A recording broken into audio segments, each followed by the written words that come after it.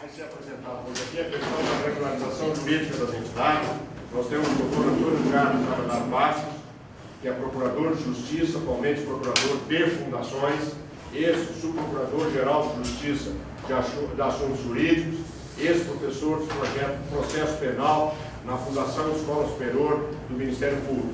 Depois nós teremos a participação da Carmen Citrini, advogada, especialista em direito tributário e societário, especialista em direito internacional, ex-professora de direito tributário da Unicinos e professora de direito tributário, convidada da Unisc e Faculdade Dom Bosco.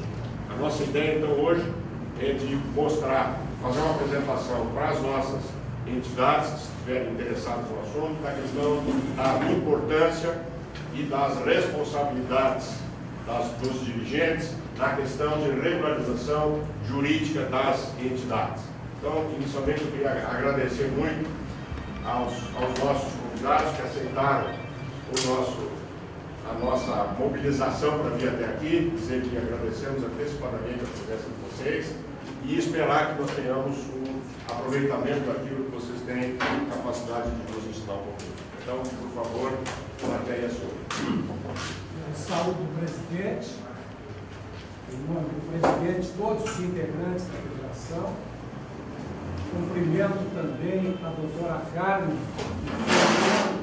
que é a federação, e que me deu orientações sobre o tema e me informa no seguinte. Também agradeço, embora ausente, mas sei que está fazendo um esforço para vir, ao meu querido amigo e colega, doutor Alexandre Salles, integrante também da federação. O Ministério Público, eu já tive a oportunidade de dizer ao seu presidente, tem um apreço muito grande pela comunidade israelita, porque reconhece todo o esforço que essa comunidade vem fazendo desde o início, no sentido de contribuir decisivamente para o desenvolvimento do nosso Estado.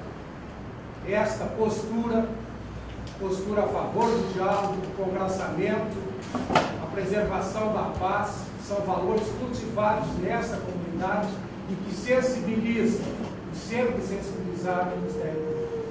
Então, a minha presença aqui é também uma homenagem do Ministério Público à comunidade judaica do Rio Grande do Sul. Espero, em função do pouco tempo que tive, fazer algumas colocações que possam ser úteis ao senhor. Atualmente eu titulo a Procuradoria de Fundações do Ministério Público. Fundações têm inserido o terceiro setor, tem um contato também com as associações, embora as associações não sejam veladas pelo Ministério Público. Mas desde já, e mesmo antes de começar a abordar os temas, eu quero colocar à disposição dos senhores, para eventuais necessidades, a Procuradoria de Fundações.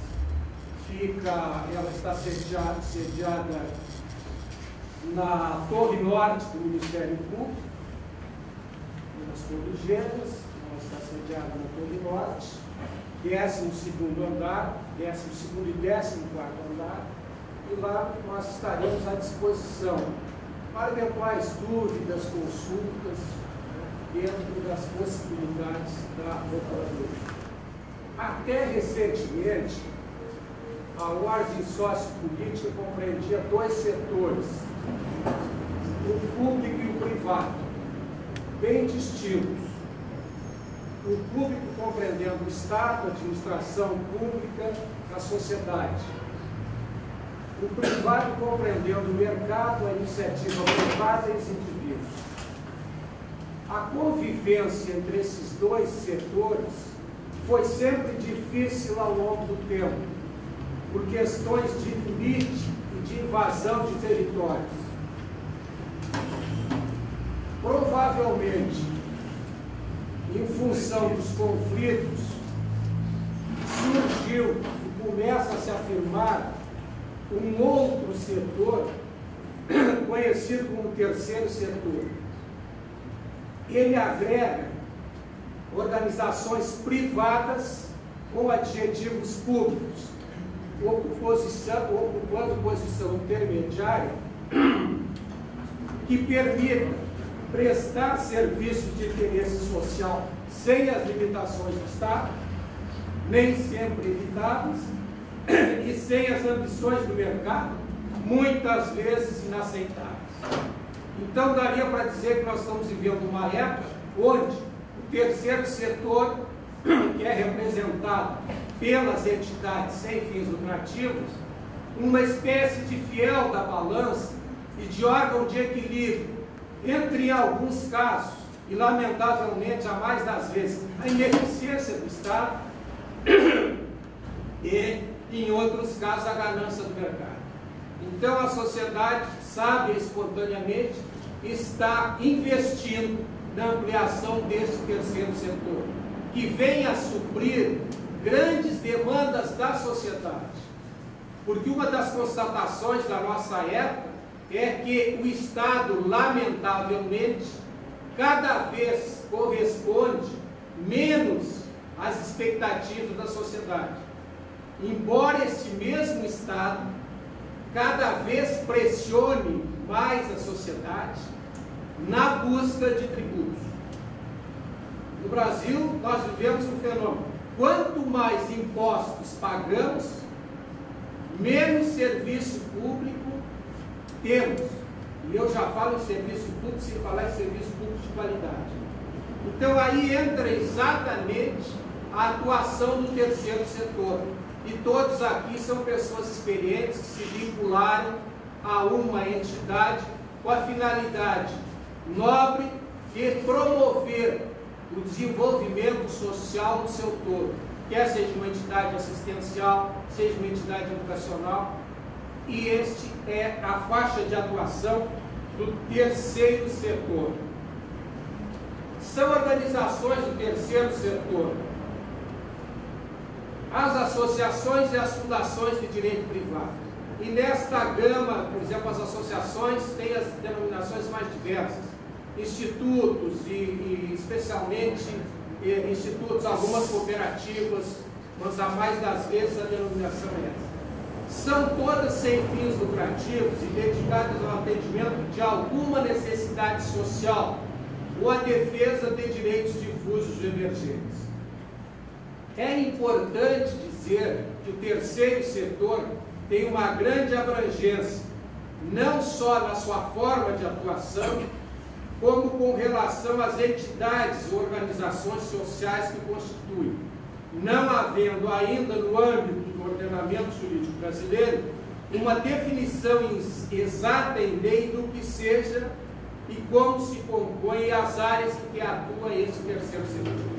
Daí existir, e ainda há pouco eu conversava com o presidente e vivo essa realidade lá na Procuradoria das Fundações, certa dificuldade em tentarmos um mínimo de situação homogênea com relação ao funcionamento das entidades. Tá?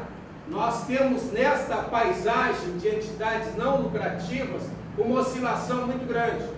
Nós temos entidades muito pequenas, com propósitos dos mais nobres, enfrentando dificuldades, porque o grupo muitas vezes é muito reduzido e toda a existência daquela entidade depende do esforço de meia dúzia de pessoas.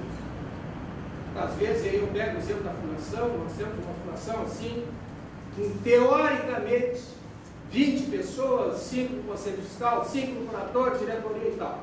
Mas quem leva à frente a fundação é meia dúzia de abnegados. Então, este me parece que é um traço marcante das nossas entidades, tanto fundações quanto associações. Né?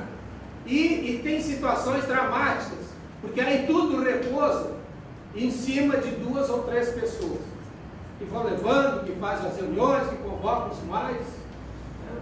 Aí um belo dia, um dos líderes falece, o outro muda de endereço, e aí é um caos. Se não surge outros para socorrer, que já estavam integrados, mas não participavam efetivamente, então é um caos e um problema ao meio. Outra dificuldade muito grande diz respeito às normas legais. Algumas se constituem e vão levando do jeito que dá. Não se observa prazo de prestação de contas, não se observa a necessidade de adaptação dos seus estatutos. Então, uma série de dificuldades. Em todas,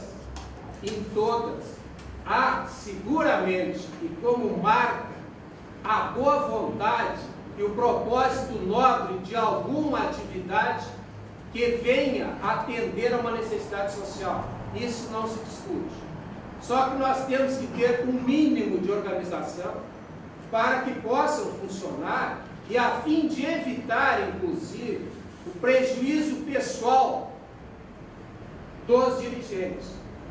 Se a situação de uma entidade não é regular, acaba respondendo por determinadas situações o seu dirigente. A situação, por exemplo, de extrapolar uma entidade as suas funções previstas no Estatuto. Nós sabemos que em matéria, temos uma especialista aqui, seguramente temos outra, aquele princípio de que em matéria pública se pode fazer, né, tudo que esteja autorizado por lei. Não se pode fazer nada que não esteja autorizado. Em matéria privada, se pode fazer tudo que a lei não proíbe. Só que, se tratando de matéria privada, especialmente na área das entidades, nós temos que colocar um mas.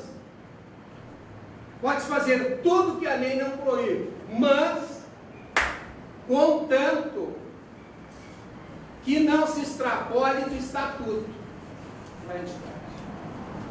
Então, parece contraditório, mas não é. Não, se a lei não proíbe, eu numa entidade privada, numa associação, numa fundação, eu faço tudo que me der na cabeça. Não é bem assim. Eu tenho que me guiar e eu não posso ir além, desrespeitar o estatuto. Porque tudo que eu fizer, a minha gestão, de acordo com o estatuto, se houver problema, a responsabilidade recairá sobre a entidade, digamos, nos atos regulares de gestão. Agora, se eu extrapolar o que está dito no estatuto, então eu posso ser responsabilizado pessoalmente também. E muitas vezes, com a melhor das boas intenções, as pessoas que integram uma associação, uma fundação, não se dão conta e vão fazendo, inclusive, alguns favores. Nós tínhamos aquela situação em que era a miúde ocorreria, por exemplo, de uma distorção do voluntariado. O sujeito chegava e sabia que uma entidade ali das melhores, prestando o serviço social dos melhores, aí o sujeito resolvia dar um golpe nessa entidade. E ele chegava lá e se oferecia para trabalhar como voluntário, e é claro, bonito de braços abertos. Aí ele trabalhava um período e tal, e depois, agora eu quero receber os meus direitos. Eu disse, mas que direitos? Se viesse como voluntário? Não, eu trabalhava de tal a tal hora, tem tais testemunhas e tal. E uma reclamatória trabalhista, e algumas entidades quase sucumbiram para pagar. Até que depois, por orientação inclusive legal, hoje o voluntariado, se apresenta o voluntário, deve firmar um termo, assumindo o compromisso e declinando as suas situações. Então, essas coisas aconteciam em função da boa-fé e outras tantas podem acontecer em função da boa-fé. OCIP. O que é uma OCIP? Quanto tempo? 10 minutos. Imunidade, isenção de imposto de renda, remuneração de dirigentes e financiamento é tudo com a senhora. Esses temas, aliás, nós tínhamos conversado desses temas, nem vou aferir. O que é OCIP? Há muita confusão com relação a essas entidades e denominações, como eu disse, do terceiro setor. Que bicho é esse? O que é um OCIP? Que entidade é essa? De onde saiu? Veio de Marx e tal? Não. A OCIP é uma espécie de selo, um diploma, que que se dá a qualquer entidade do terceiro setor sem fins lucrativos, cujo estatuto satisfaça as exigências da legislação da Lei 97/90, de 23 de março de 99, que definiu o que é uma OCIP, o que deve fazer a OCIP, as entidades que não podem receber a condição de OCIP, está tudo regrado na 97/90. Então, a OCIP é uma titulação que assegura à entidade que ela possa fazer parcerias com o poder público. Então, isso é uma OCIP. Então, qualquer entidade que satisfaça as exigências da 97/90 pode se credenciar como OCIP, vai receber recursos públicos através de uma parceria e executar os projetos que entender sejam pertinentes à sua finalidade. É um segmento que está crescendo bastante e no qual o próprio governo deve ter o máximo interesse em investir. E há esta consciência de necessidade de o Estado fazer o maior número de parcerias para suprir as necessidades crescentes da sociedade. Eu ouso avançar, se nós tivéssemos OCIPs atuantes na assistência à saúde, será que nós estaríamos enfrentando o caos que estamos enfrentando? Se nós tivéssemos OCIPs atuantes na questão educacional, será que nós estaríamos com os baixos níveis de ensino que se registram em todo o país? Se nós tivéssemos OCIPs na área da segurança, será que nós viveríamos a situação insegura que experimentamos no nosso dia a dia? Acredito que não. Porque, especialmente em relação a alguns campos, o Estado foi se retraindo. E a sociedade não fez, nós, cidadãos, não fizemos a cobrança que tínhamos que ter feito. Eu pego, por exemplo, a questão penitenciária. Os nossos presídios, de norte a sul do país, eles são indignos de animais, que dirá de seres humanos. Agora, por que nós chegamos a esse estágio? Porque nós, sociedade, viramos as costas completamente para os presos, ignoramos e a situação vem se deteriorando progressivamente. É comum, e nós vemos todos os dias, quando se cogita em fazer um presídio em determinado município, que a comunidade se levante porque não quer o presídio. Acho que a lógica tem que ser mudada. Se cada comunidade assumisse a recuperação dos seus delinquentes, nós não estaríamos no estágio que estamos. E eu faço uma comparação com a família. Vocês já pensaram o que seria se cada família que tem um filho com desvio jogasse este filho num depósito e ignorasse? Será que haveria recuperação? Então, em cada comunidade, claro, uma situação de sonho ideal, mas deixa eu ser um pouquinho de menino do dedo verde nessa reflexão. Se cada município assumisse os seus cidadãos faltosos, os seus réus, e ele continuasse a conviver ali na cadeia, mas numa cadeia decente, seguramente nós não teríamos os índices violentos de reincidência que nós temos. Então a sociedade precisa acordar para isso.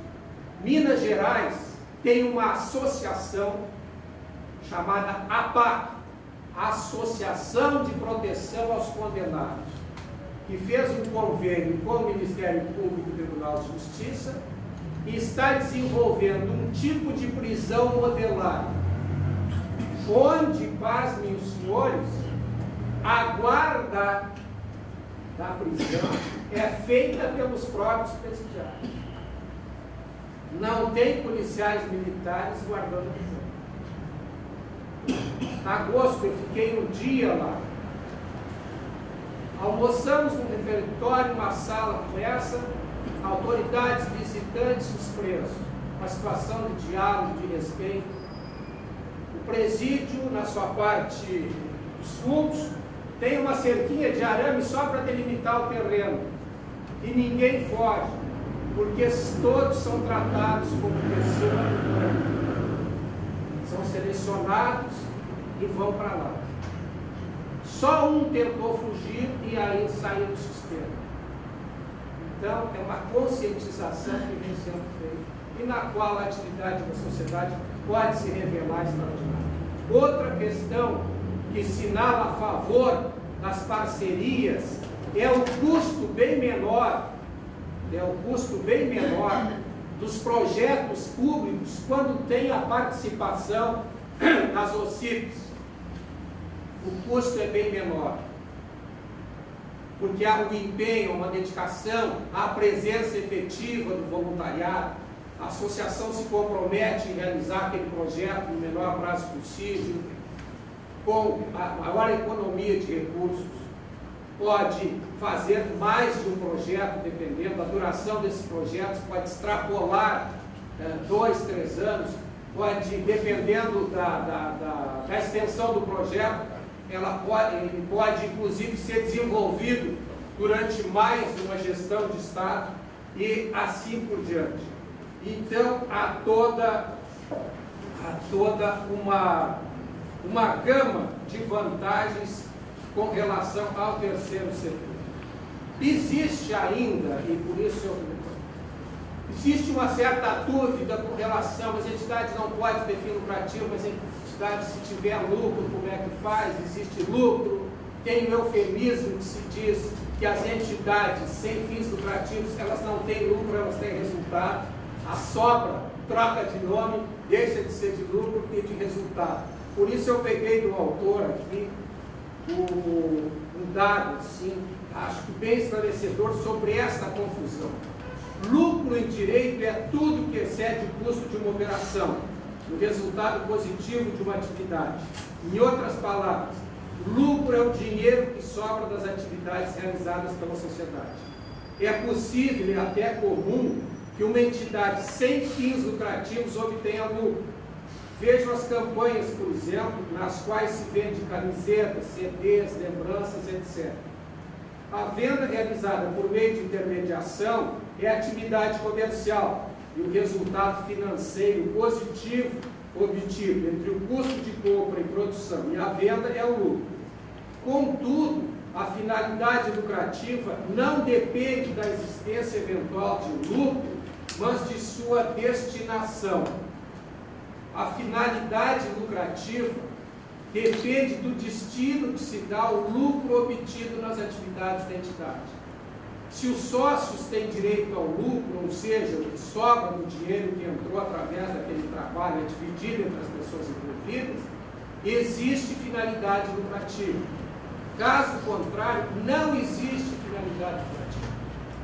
Este assim o dado da diferença fundamental.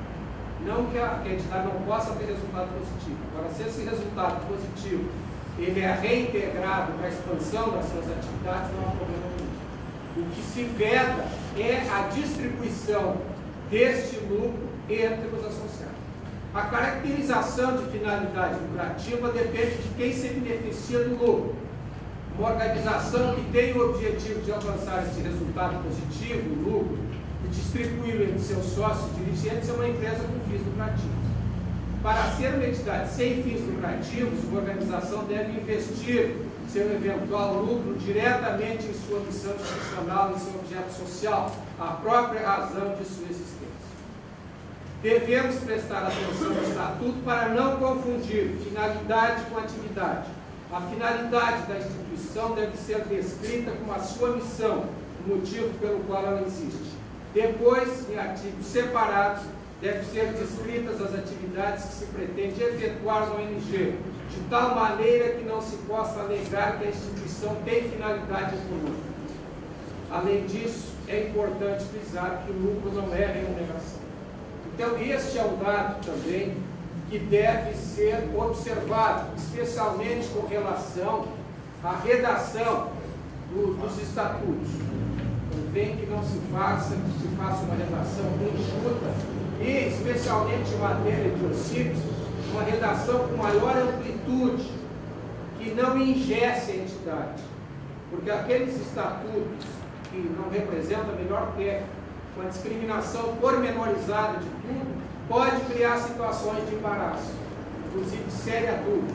Mas eu posso fazer isso, não posso fazer isso. Toda a redação que é mais abrangente, dá para se agasalhar dentro do Instituto com uma série de atividades, que se não forem contempladas nesta enumeração, digamos, mais detalhada, então, aí podemos ter complicações.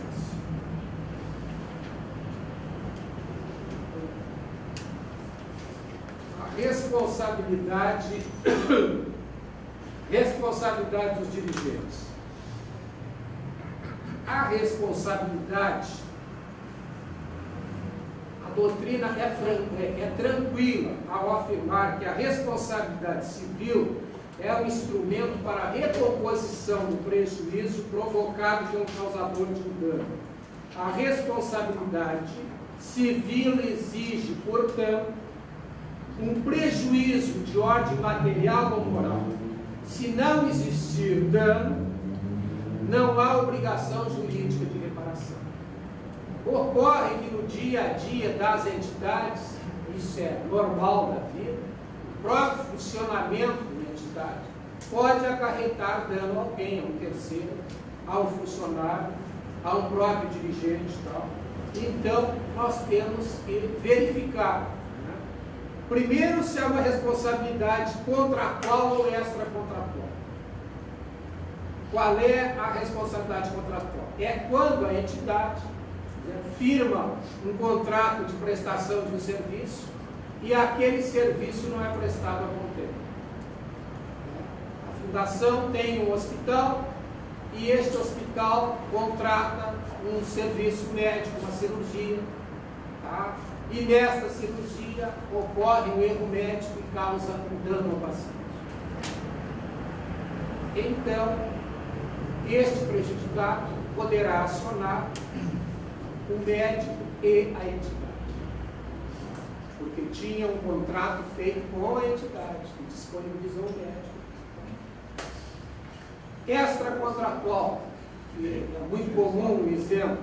O veículo da entidade abalroa um outro carro, aí no nosso trânsito está cada vez mais disciplinado, abalroa outro carro, então a responsabilidade extracontratual será da entidade. Aí nós podemos discutir, mas aí entramos na seara jurídica, o que não é mais. E aí depois paga o conserto se comprovar que a responsabilidade, a culpa foi do motorista, aí entra com ação regressiva contra o motorista. Mas aí são outros desdobramentos jurídicos que só se refere assim, en passant, pela natureza da nossa manifestação. A responsabilidade pode ser subjetiva também e objetiva. O artigo 186 do Código Civil define que a responsabilidade subjetiva pressupõe a culpa do agente causador do dano. Para a sua existência, é mistério que o comportamento do agente seja culposo ou doloso e que haja anexo causal entre a ação ou omissão e o dano. O artigo 186 emprega o termo culpa em sentido amplo, significando culpa em sentido estrito, ou seja, imprudência, negligência, bem como dolo. Então, esta é uma situação. Óbvio que não precisa avançar. Quem age com dolo vai ser responsabilizado. Nós fizemos agora, em abril, intervenção numa fundação aqui em Porto Alegre, que era dedicada a fazer provas de concursos. E para ter uma renda extra, vendiam-se alguns gabaritos dos candidatos que prestavam concurso.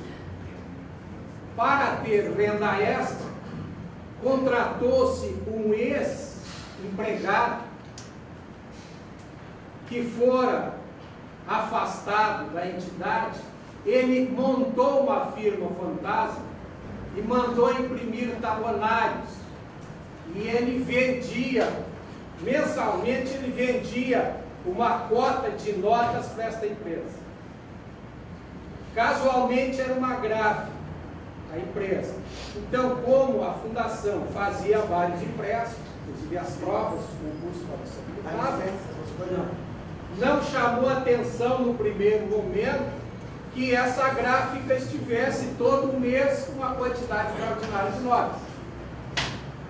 Aí nós baixamos a nossa divisão de investigação e contabilidade, fomos atrás e aí descobrimos que as notas eram assim seriadas, do número 10 ao número 100, do número 100 ao número 200, assim por diante.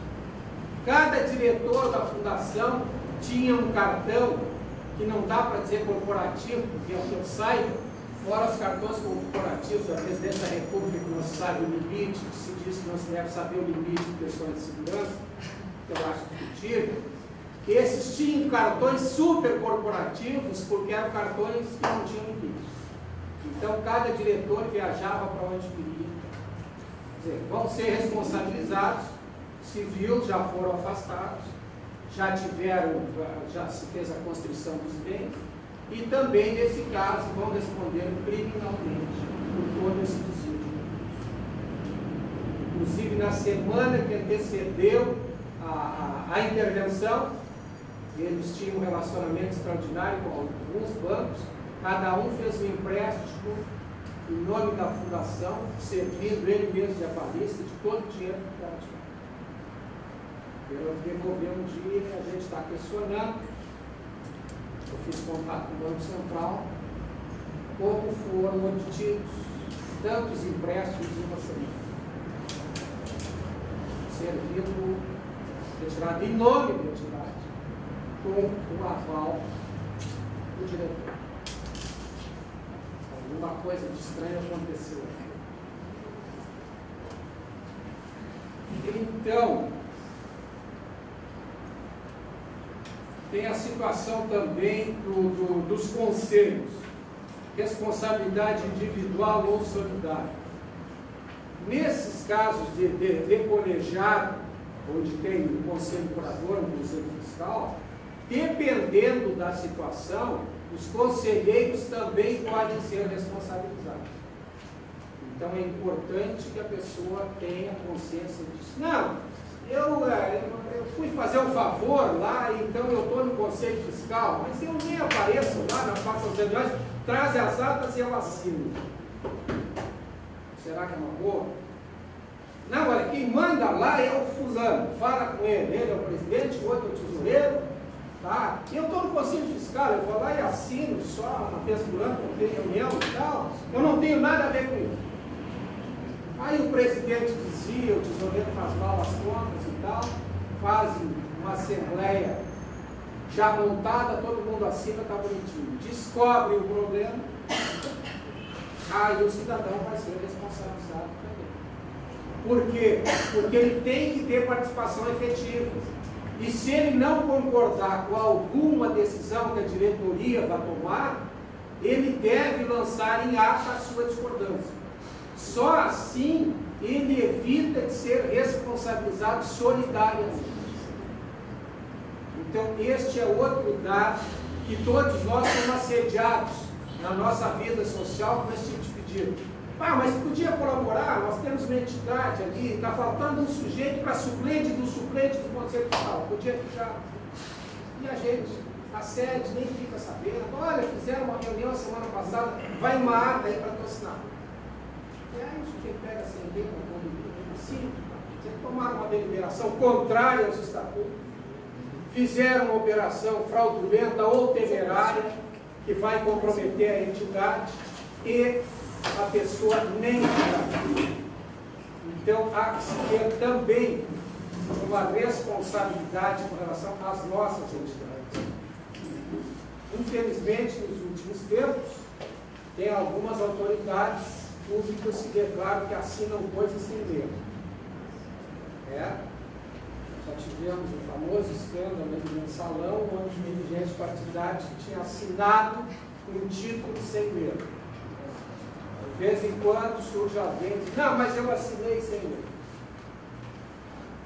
Que essa irresponsabilidade na área pública não nos contamine. Nós temos que exatamente nas nossas entidades de dar um exemplo oposto, fazendo tudo de acordo com os estatutos, discutindo, fazendo tantas assembleias quantas forem necessárias, pegando a posição de cada um para que a coisa seja feita às claras.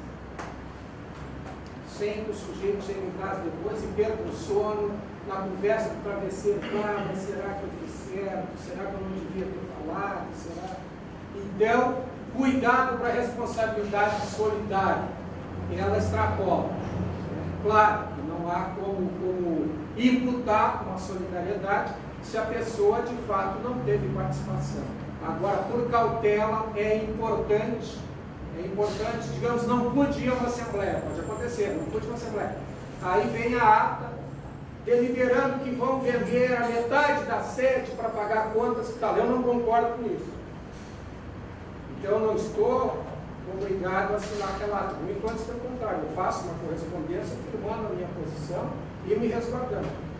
Não compareci à Assembleia de tanto, recebi a ata para assinar, não concordo com o que foi decidido e tal, tenho posição contrária. Então, aí as coisas funcionam melhor.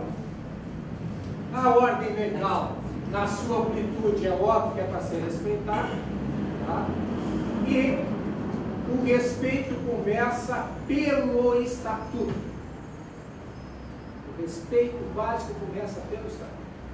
O estatuto é a Constituição, é a carta magna de qualquer entidade. Então, a primeira coisa, quando vai tomar providência, fazer um projeto, uma determinação, vamos dar uma olhada no estatuto, para não discrepar do estatuto. Porque eu posso até ser responsabilizado por contrariar ou por ir além do dispositivo estatutário. E aí eu vou responder, inclusive, pessoalmente por isso.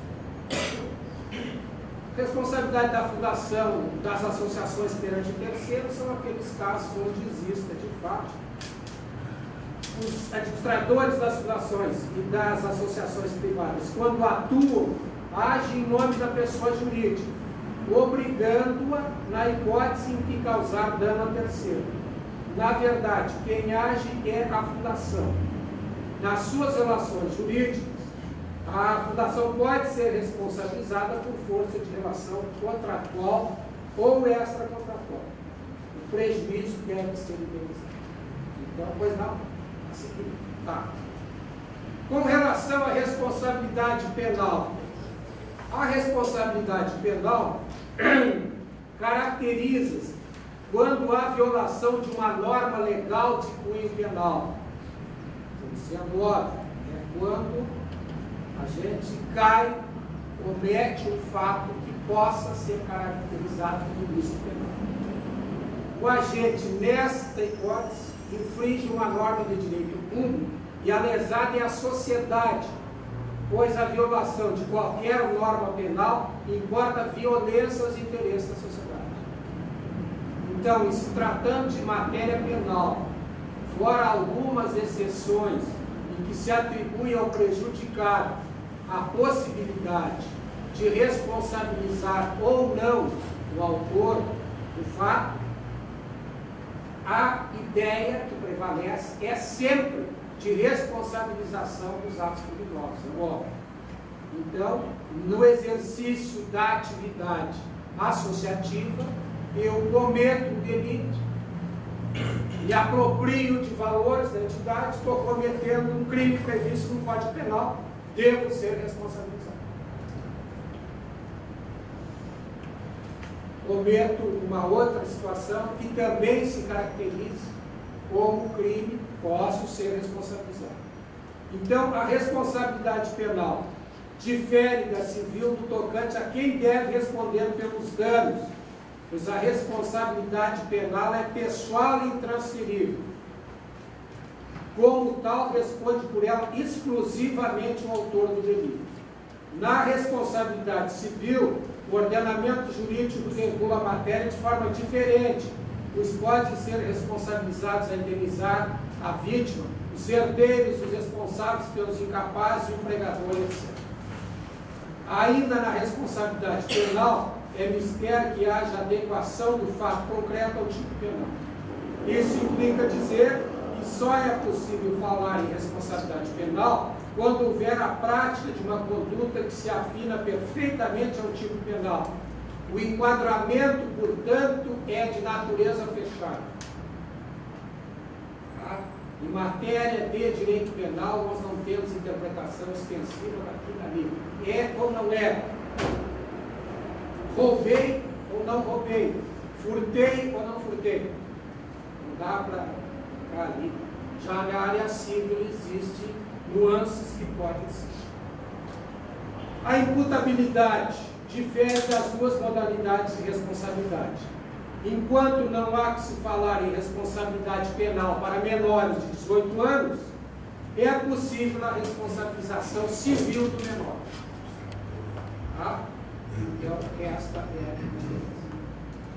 Já me fez sinal o presidente, eu quero ser pontual, não sem antes dizer que, apesar deste sábado quente, e talvez por isso, né, talvez também por isso, porque o calor nos estimula uma boa convivência, eu quero registrar minha satisfação por este convívio com os senhores, colocar à disposição o Ministério Público e a Procuradoria das Fundações e dizer, ousar dizer, que o presidente registrou a pouca atuação das mulheres na federação, nas entidades da federação.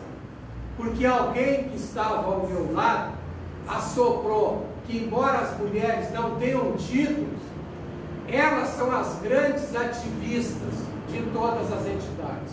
O que demonstra, mais uma vez, a característica especial das mulheres, no sentido de que elas querem trabalhar, querem contribuir, sem se preocupar com a titulação. Já os homens, a mais das vezes, se preocupam mais com o título do que com a ação. Uma homenagem a todos.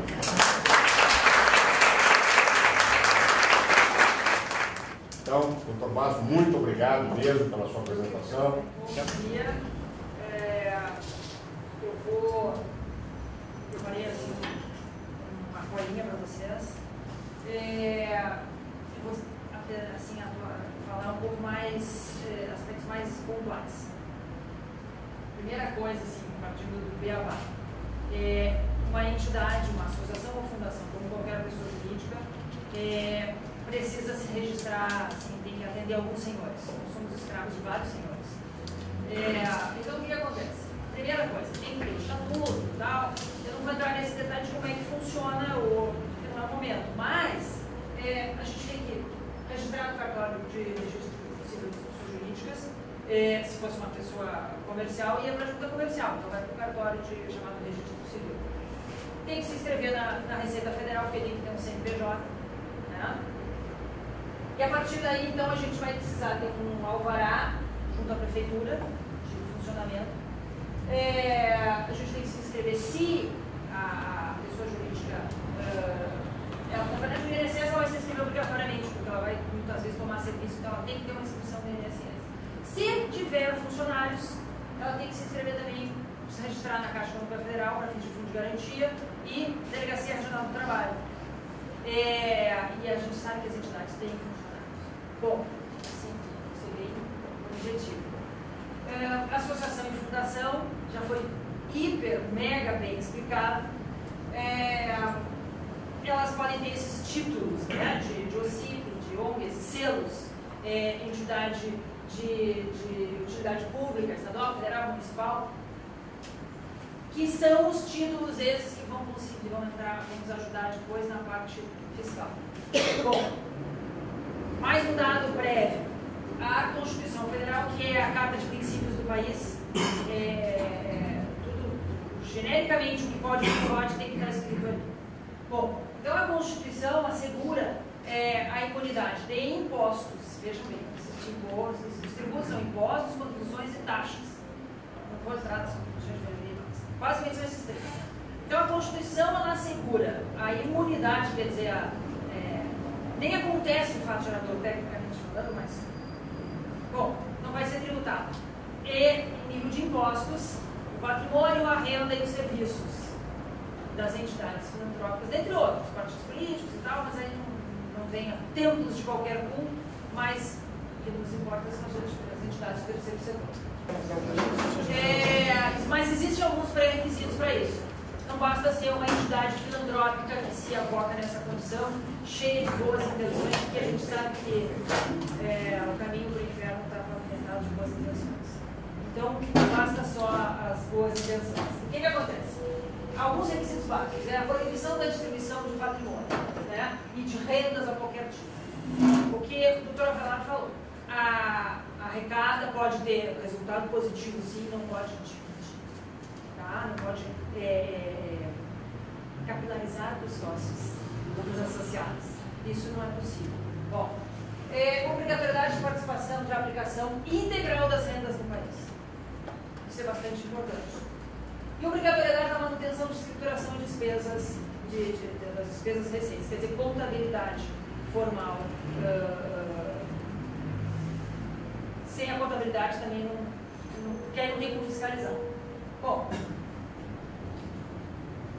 para a gente poder ter, para as entidades poderem então aí pedir requerer imunidade, requerer as isenções que eu vou falar também, e poder mais adiante captar recursos, a gente parte do Conselho Nacional de Assistência Social, tá? Que já se discutiu muito como é, o que pode, o que não pode, quais são as atividades que podem ser tidas como filantrópicas ou de beneficência. Isso é de 94 essa lei. Eu fiz questão de não colocar nenhum, porque eu sei que é chato. Bom, então assim, proteção à família, infância, maternidade, adolescência e velhice. A entidade tem que se enquadrar em pelo menos uma dessa lista que a gente vai ver. Amparo as crianças e adolescentes carentes. Integração ao mercado de trabalho. Ações de prevenção, habilitação, reabilitação e integração à vida comunitária das pessoas portadoras de deficiências. E vocês, cada um desses que a gente fala, vocês estão lembrando de entidades, né? Da comunidade, ou da comunidade ampla, mas a gente tem níveis. Assistência educacional ou de saúde. Desenvolvimento de cultura. Atendimento e assessoramento aos benefícios da lei orgânica da assistência social e defesa de garantia dos direitos, que é uma situação bem específica. Bom, requisitos para a gente poder, para as entidades então poderem pleitear as imunidades e as isenções. A primeira coisa, tem que ter o certificado, o SEBAS, tá? Parecido.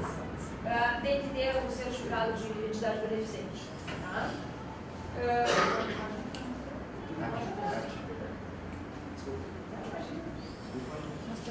O que acontece? Primeira coisa, estar legalmente constituído no país em efetivo funcionamento. Voltamos a estatuto, CNPJ, prefeitura, Receita Federal.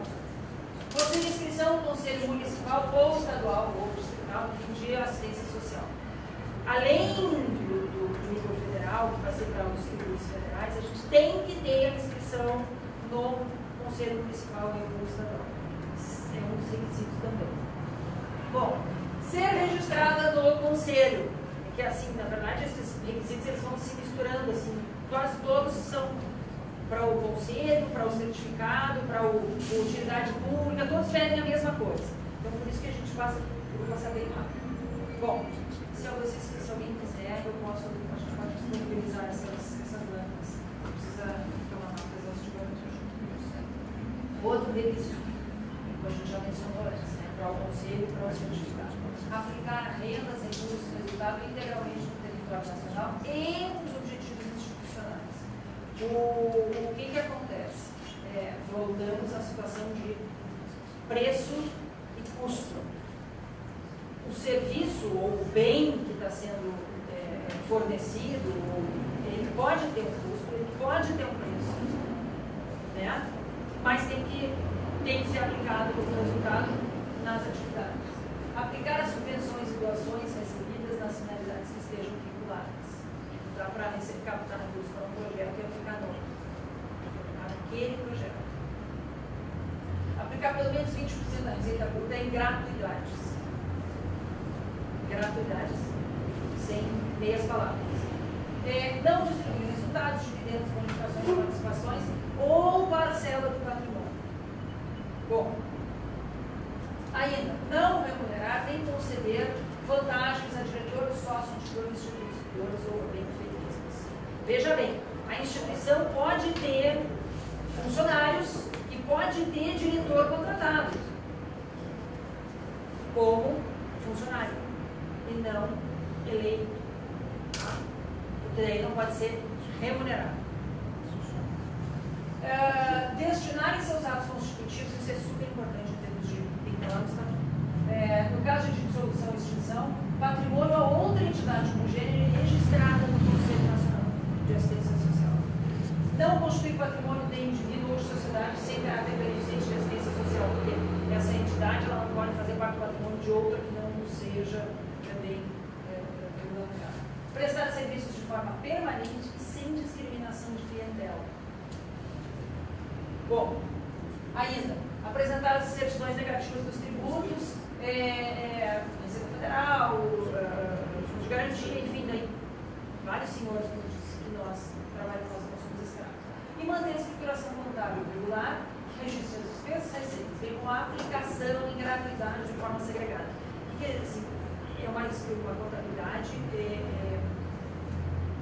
bem feita e organizada, que permita a fiscalização. Bom, então isso é para obter as imunidades, ou seja, os impostos. O que é imposto?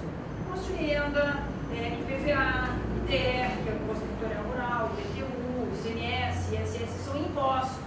Mas existem, alguns anos atrás eram 57, mas na verdade a gente já passou, ninguém sabe quantos são os tributos no Brasil. Então, as contribuições respondem por uma parcela muito grande dos tributos. Parênteses, porque as contribuições são fruto da Constituição Federal de 1988, que não tinha uma regulamentação mais específica, então ali foi a brecha que os governos arrumaram para entupir mais tributos para a gente, os cidadãos.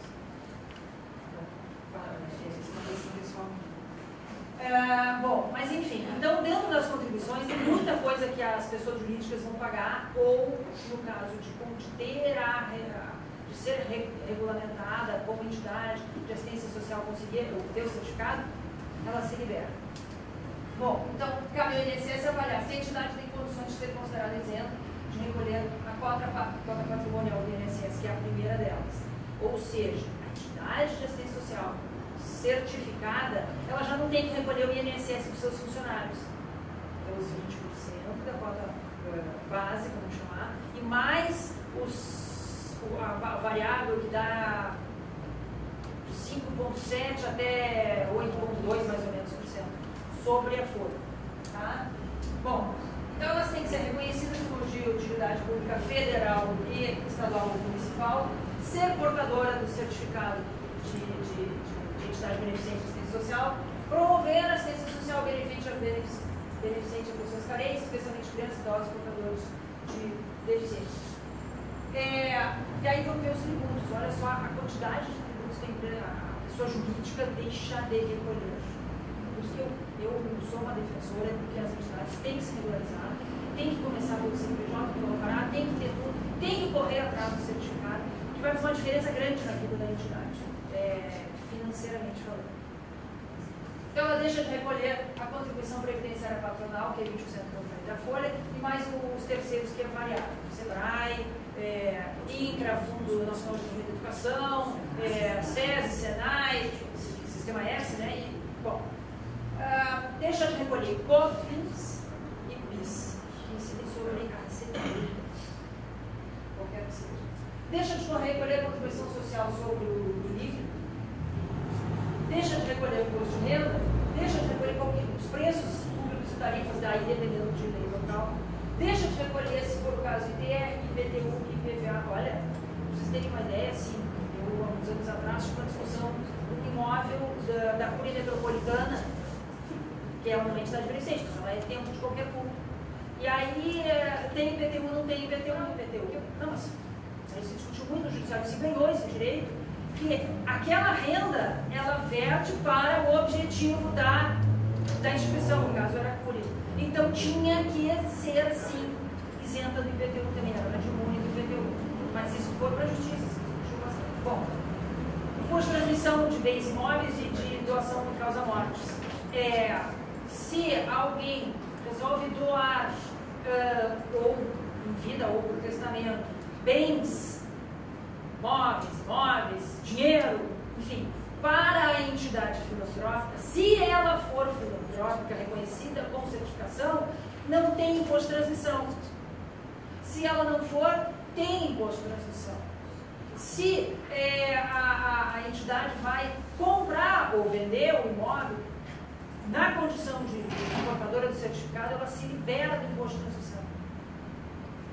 Bom, ISS, ICM e ICMS, desculpe, IPI, que são impostos sobre a produção e a circulação de bens, de mercadorias, dificilmente seria o caso, mas enfim, é uma entidade que vá comercializar ou até produzir ou prestar serviço, se ela tiver a certificação, ela mais uma vez se isenta deste tributo. Se ela não tiver, ela paga. Isso tudo vai inviabilizando no meu entendimento a atividade, fim ou não. E o imposto de importação, eventualmente, situações específicas que a gente pode se importar com. Bom, eu falei em certificado de utilidade pública. O certificado de utilidade pública federal é um dos requisitos para se requerer o INSS, a isenção da cota patronal. E mais do que isso, ele vai permitir que a entidade forneça recibo de dedução de graduação dedutiva do certificado. Vou falar logo na sequência. No caso de portadores de pessoas jurídicas, doadoras de benefícios, bem como a possibilidade de receber doações do poder público. Tal. Existe, eu não sei se vocês sabem, até a previsão legal de receber parte da arrecadação de loterias e todos esses jogos de azar que são legalizados. Existem os legais e os não legais. Tem muita gente que acha que todos são legais porque são bacanas de jogar, mas existem os que estão dentro da lei e os que não estão. E aí é uma discussão que tem no Brasil, se legaliza o jogo ou não e tal, mas enfim, existe jogo legalizado e a receita desse jogo, ela verte para, alegadamente, para assistência social.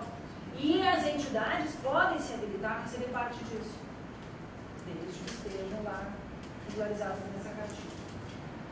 Bom, os certificados de utilidade pública estadual e municipal, eles também vão ser necessários para fins de cota patronal de utilização da contribuição previdenciária e para reconhecimento de idoneidade da entidade nos âmbitos locais.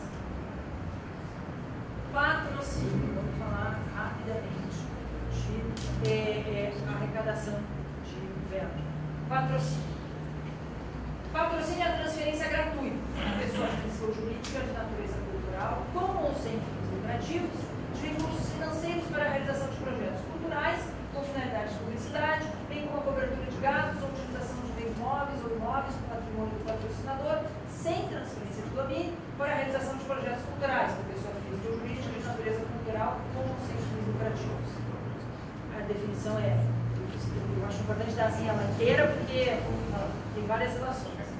E é uma modalidade aí que vem o que nos importa, de incentivo previsto na Lei Rouanet, que é uma das poucas formas de captação de recursos que existem disponíveis hoje no Brasil, que gerem algum benefício, porque o doador, o patrocinador, ele quer não só a sua marca, como associada a uma coisa, a uma ideia boa, mas ele quer resolver alguma coisa no seu balanço. Dificilmente vai ser diferente. Bom, também se pode fazer doações, feitas por pessoas físicas. As pessoas físicas interessadas em fazer doações, elas podem promover doações, olha só. Aos fundos dos direitos da criança e do adolescente, como é que a gente aproveita isso, a entidade, fazendo uma parceria com o fundo, apresentando um projeto, habilitando um projeto. Doações destinadas a projetos culturais ou artísticos Voltamos ao projeto. E a Naira vai falar sobre o projeto daqui a pouco. Doações destinadas à atividade audiovisual. São os 3 itens passíveis de ter dedução de imposto de renda. Doações feitas por pessoas físicas, diretamente às entidades do terceiro setor, não são incentivadas. Tem que ser via projeto. Bom, tem várias instituições aí da comunidade que já se regularizaram e que têm os seus projetos que estão captando, né, nessa condição. Feito por pessoas jurídicas. A pessoa jurídica tem que ser tributada pelo lucro real, não pode ser presumido, não pode ser simples. Para quem, quer dizer, não é que os simples são as empresas menores, mas o lucro presumido é aquela, para quem não tem essa ideia, é uma forma de apuração que tu não precisa juntar as notas fiscais de despesas. Então, presume-se do resíduo da receita bruta, presume-se que um percentual seja no lucro e daí vai incidir o imposto de renda. O imposto de renda pelo lucro real não é aquele tradicional das receitas e despesas, das notinhas, bem mais chato. Bom, então, as pessoas jurídicas tributadas pelo lucro real podem promover doações das entidades para fins lucrativos que possuam título de utilidade pública ou que sejam qualificadas como OCI. Podem fazer doações para instituições de ensino e pesquisa, doações destinadas a projetos culturais e artísticos, para os fundos da criança e do adolescente e destinados à atividade audiovisual. Bom, fundos dos direitos da criança e do adolescente, doação de valores. Isso, assim, isso vem do ECA, do Estatuto da Criança e do Adolescente, que se criou essa possibilidade desses fundos e de se instituir projetos. E aí tem inúmeros entidades Brasil afora trabalhando nessa área. Bom, pessoas físicas. As pessoas físicas devem fazer as doações para os fundos federal, estadual, municipal e podem deduzir o valor correspondente a 6% do valor do seu imposto de renda. Eu doei 100, mas o meu imposto de renda é 1.000, então eu vou deduzir até 6% dos 1.000. Tá? Meu imposto de renda é 100, se eu doei 100 e meu imposto de renda a pagar era 100, eu vou deduzir somente 6. Mas enfim, dá um certo estímulo. Esse valor de 6%, isso é importante também entender, que ele é o limite máximo das doações. Ou seja, soma-se as doações que forem feitas aos fundos de direito da criança ou os projetos abrangidos pela Lei Rouanet de atividades audiovisuais. Se eu fizer doações para os 3, eu tenho que somar tudo e contrapor com o meu imposto de renda a pagar.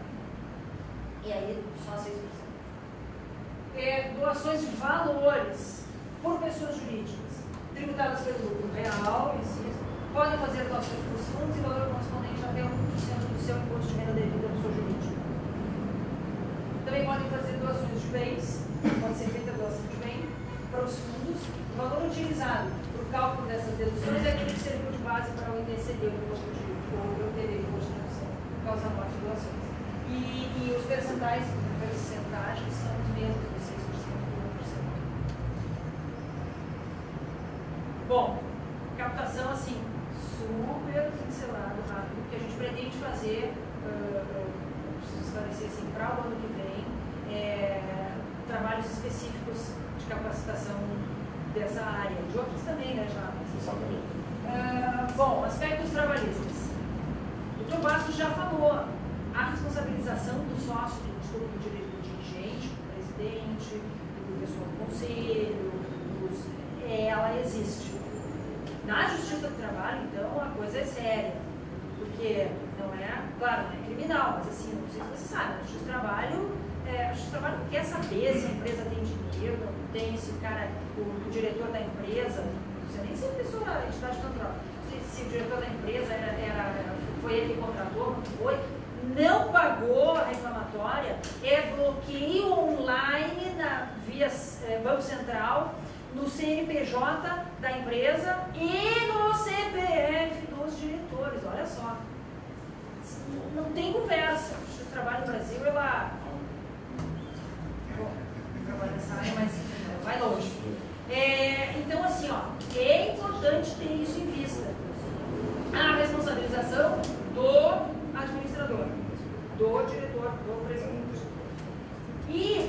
evitar que esse trabalho voluntário seja considerado depois numa reclamatória trabalhista por pessoas mal intencionadas que querem dar golpe, enfim, como trabalho seletista, quer dizer,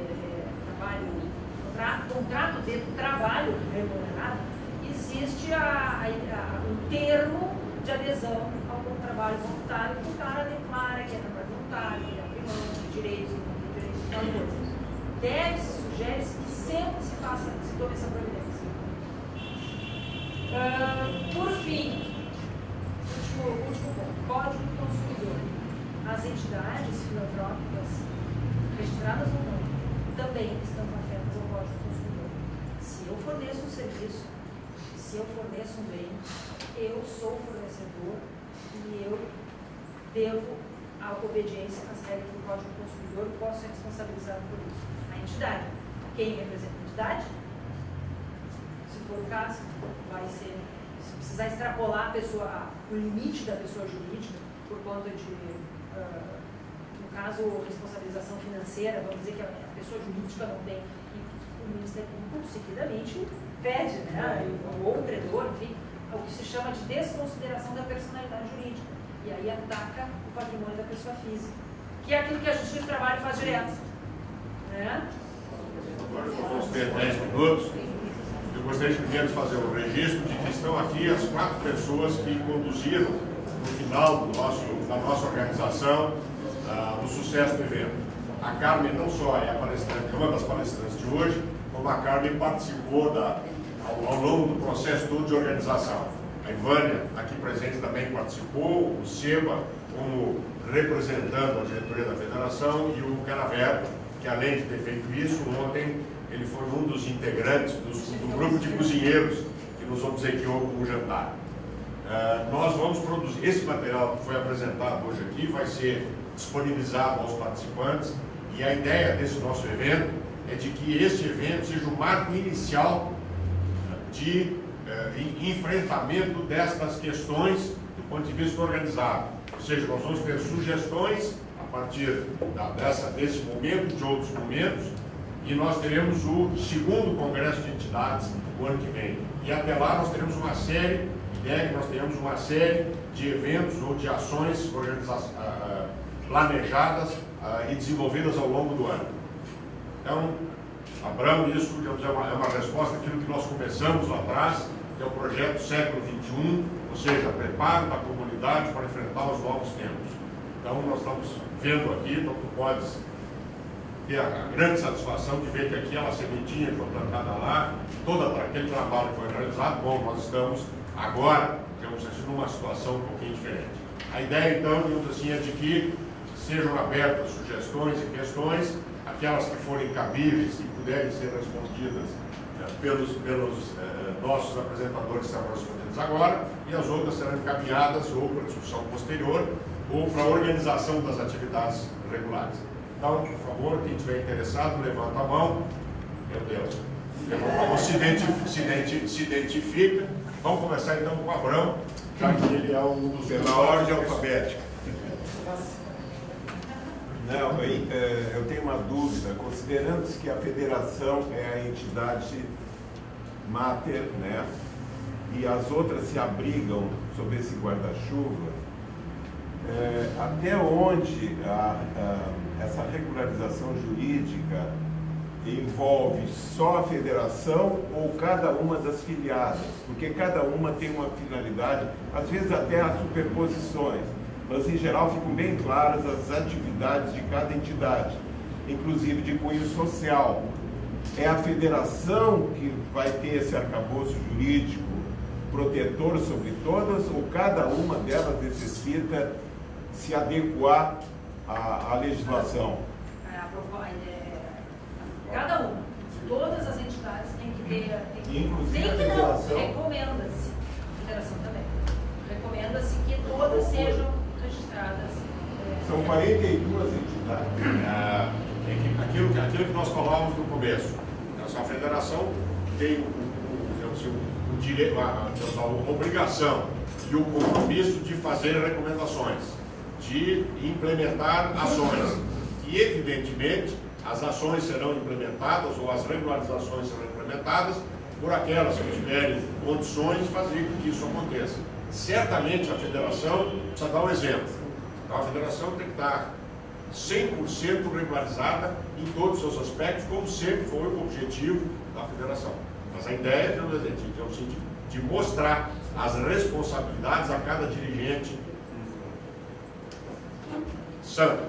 Bom, em primeiro lugar, eu gostaria de agradecer pelas duas palestras, que foram excelentes. Pedir desculpas pelo meu atraso, porque o Jarbas me representou excelente, muito bem. E gostaria de fazer o seguinte questionamento. A colocação de ambas as palestras foram muito importantes para todas as entidades, no sentido de que elas devem observar todas as regras legais para que elas possam ter um funcionamento um pleno funcionamento, sem que isso possa gerar problema para os seus dirigentes. Eu, mais ou menos, quando vocês começaram a falar de todas as implicações, comecei a olhar para a cara de cada um dos dirigentes aqui e comecei a imaginar assim, pô, mas só um pouquinho, isso acaba sendo um desestímulo a também a novas pessoas entrarem.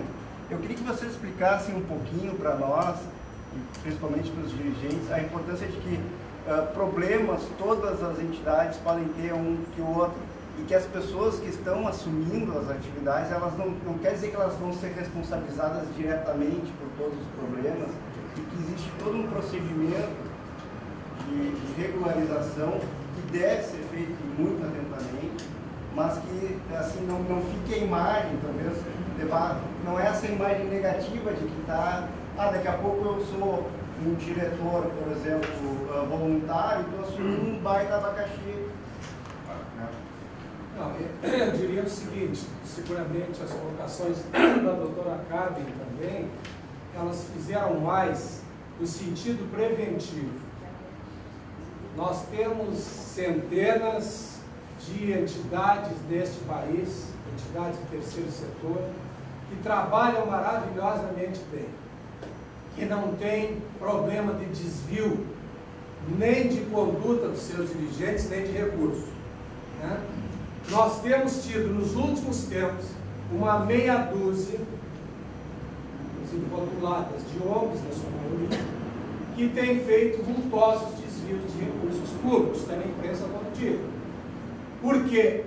Porque o terceiro setor não tem a regulamentação que já deveria ter, no sentido do controle da disponibilidade dessas verbas.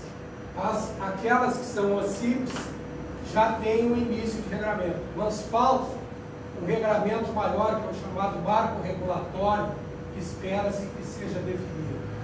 Então, o objetivo aqui, longe de desestimular, foi no sentido de sublinhar a necessidade de uma organização mínima, e para que essa organização mínima seja feita aos poucos para evitar dissabores no futuro. Então foi esse o objetivo que acredito que a doutora Karen comum longe de assustar. Pessoal, antes que a chuva, antes que a tempestade caia, vamos comprar o guarda-chuva, ficar bonitinho preparado. Eu faço uma parte na verdade, assim, as entidades, elas estão efetivamente, as pessoas que estão aqui dessas entidades, estão efetivamente bem intencionadas, imbuídas de bons propósitos, e todos eles dentro da lei. Então, a gente não, nessa minha experiência de vida comunitária aqui da comunidade judaica, eu não tenho visto oportunidades de responsabilização, entende? Casos que coubesse uma responsabilização pessoal. Mas eu acho que é importante saber isso, ter isso presente, que a gente tem que atuar dentro dos limites que a lei permite. E para isso que a gente está trazendo essa capacitação, não é para desestimular, é até para dizer, olha, vamos em frente, mas vamos conhecer os nossos limites, o que nós podemos. Um aspecto importante no sentido da questão da regularização é a questão de acesso a fundos, acesso a recursos. Se nós não estivermos regularizados, nós não teremos acesso. Exato. E esse é um aspecto onde assim, a busca de financiamento, a busca de fundos pelas instituições da comunidade judaica em geral se dá dentro da comunidade judaica. E apesar de nós sermos vistos pela outra comunidade como todos muito ricos, poderosos, participativos, essa não é a realidade do ponto de vista de disponibilidade de recursos. Existem recursos disponíveis que não são acessados pelo fato das entidades que poderiam ter acesso a esses recursos não estarem regularizadas. E só rapidinho, dentro do aspecto, eu acho que a Karen colocou um aspecto muito importante na questão dos incentivos fiscais para a captação de recursos. Por exemplo, até empresas dentro de pessoas da comunidade ou fora, para que eles possam fazer aportes de recursos, a entidade ela tem que estar regularizada, senão, além dela não poder fazer, porque essas empresas são auditadas, não têm origem, porque, onde é que foi esse dinheiro, por que foi? Elas não passam por uma auditoria, então elas não podem captar, as entidades não podem captar esses recursos. Elas também, para que possam ter obtenção de deduções de tributos, ou seja, de poder optar, eu quero esse projeto aqui, em vez de dar para o governo que ganha bem e gasta mal, ele pode, pelo menos uma parte da renda, disponibilizar para um projeto que pode acompanhar. Então isso é muito importante que a Carmen colocou, e o promotor colocou, da regularização para que as entidades sejam mais eficazes, inclusive na captação de recursos. Isso que deixa eu fazer o mote era benefício da regularização das entidades. Benefício da regularização. Pratinec. Eu sugeri, nós planejamos dentro da federação termos uma assessoria jurídica. No momento que nós tivermos uma assessoria jurídica, que ela possa assessorar, na medida do possível, todas as entidades, eu acho que seria interessante. Claro que ela não vai conseguir fazer o trabalho para todas, mas no mínimo dar alguma orientação e um encaminhamento para essas coisas acontecerem. E algumas coisas que são semelhantes, ou que elas podem ser feitas em conjunto, elas possam se dar. Então, acho que hoje foi dado um passo importante de conscientização, que a gente passe agora por um momento de reflexão e de botar isso em prática, né? Então, isso, senão nós vamos ficar todos sem saber exatamente o que fazer, e a gente poderia partir para a prática, para uma questão mais lógica, analisar o que é mais importante, o que é prioritário, e começar a fazer o trabalho de uma forma direta. Mais importante que o discurso é a prática. O que é que nós vamos fazer? Nós vamos fazer. Vamos fazer. Carabé.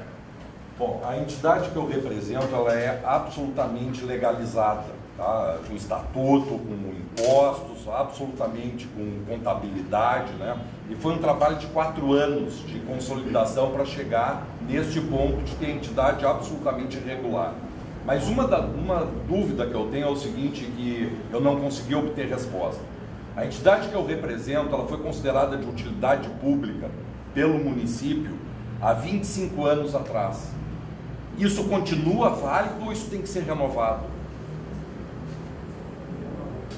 Regularização do município, mas tem que renovar. De quanto tempo se renova isso? Acredito que uns 2 anos. Cada 2 anos se renova isso? Acredito que, estou chutando isso, mas não é prazo muito longo não. Não é permanente isso. Porque a lei, tem uma lei de 2009, no âmbito federal, ela concede de 1 a 5 anos. Entende? Conforme a avaliação da comissão. Então, e outra coisa, né, a questão de mandar as informações para o Ministério da Justiça, para manter, isso é importante, porque se deixa de enviar essas informações, que eu acredito que é anual, né, não estou recordando, automaticamente perde perde a posição.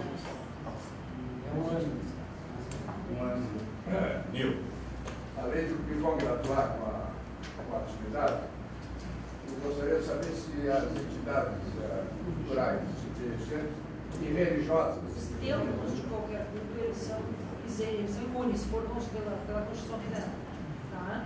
Aos impostos sobre patrimônio, renda e serviços. Mas ainda assim eles têm que comprovar sua regularidade. Não sei se via certificado, porque acho que não é beneficente, mas ele tem um caminho, uma regularização.